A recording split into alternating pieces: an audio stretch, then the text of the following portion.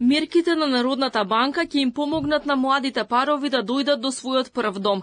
Откако гувернерот Трајко Славески најави дека се разгледуваат можностите за поповолно кредитирање за купување на станови за живење, а не за инвестирање, аналитичарите сметаат дека е добро што Централната банка ќе интервенира, бидејќи цените на становите се превисоки споредено со просечните примања на населението.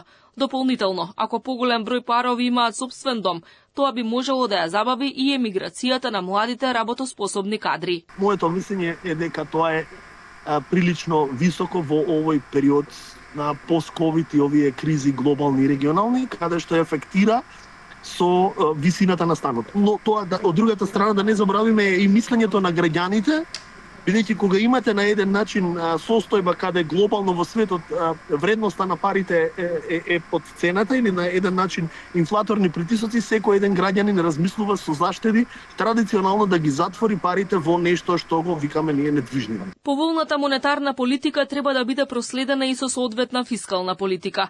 Универзитетскиот професор Синиша Наумовски смета дека подетално треба да се поработи кај даноците на имот, односно повеќе да се оданочат оние што имаат повеќе станови наменети за инвестирање. Шпанија го уредува. Тоа е интересен модел кој што ги мотивира на еден начин ги мотивира оние иматели на станови да ги отстапуваат или да бидат насочени кон продуктивност. Што значи ако вие имате втори или трет стан во Шпанија или во некои други европски земји, вие ќе имате и поголеми даночни зафаќање за данок на имот од една страна, но и поголема обврска да тие станови бидат искористени во функција на оние социјално загрозливи категории. Тој очекува и позитивни ефекти од инспекцијата на Управата за јавни приходи, која во моментов испитува зошто има драстични разлики кај пријавените приходи споредено со продадените станови и зошто многу станови се плаќаат во кеш.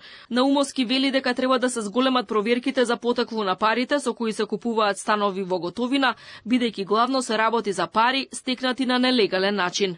Инаку Министерството за финансии ги прави последните калкулации дали ќе го задржи ДДВ-то при продажба на станови на сегашните 5% или пак ќе воведе стапка од 18%.